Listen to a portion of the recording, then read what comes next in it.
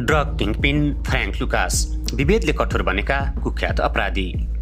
Frank Lucas सन् 1930मा अमेरिकाको दक्षिण पूर्वी क्षेत्र नर्थ क्यारोलिनामा जन्मिएका हुन्। गरिब परिवारमा जन्मिएका उनी हुर्किँदै गर्दा त्यहाँ चरम जातीय रङ विभेद थियो। उनी त्यसै कुख्यात अपराधी बनेका होइनन्। धेरै कठोर बन्नुका पछाडि कारण थियो। उनी परिस्थितिले कठोर बने।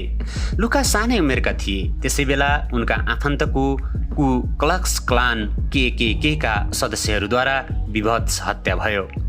उनी मात्र दर्शक बन्न सके।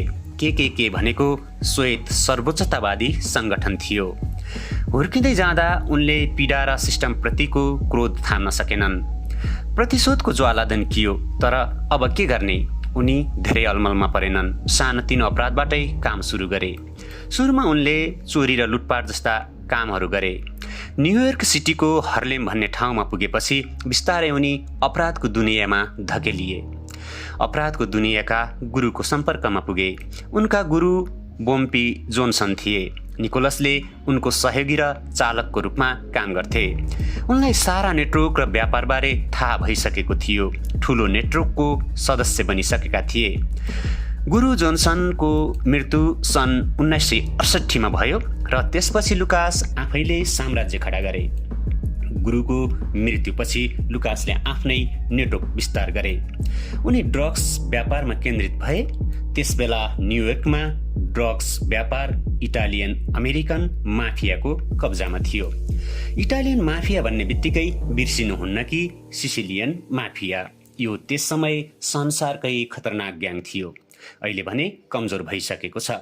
लुकास ती बिचौलियाहरूलाई तह लगाएर सिधै स्रोतसम्म पुग्न चाहन्थे र एक दिन सफल पनि भए।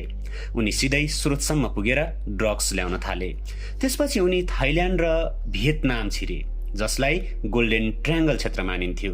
त्यसपछि उनले सस्तोमा गुणस्तर नघटाएर व्यापार गर्ने योजना बनाए र सफल भए।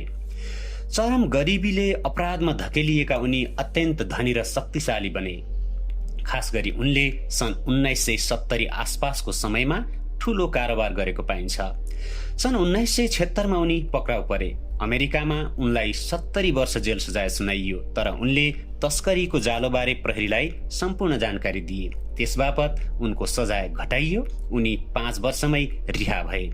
तर पछि पुनः अर्को मुद्दामा उनी जेल बस्नु पर्यो। लुकास अहिले जिउँदो छैनन्। सन् 2019मा 80 वर्षको उमेरमा उनको मृत्यु भइसकेको छ। उनी जीवित हुँदै उनको जीवनमा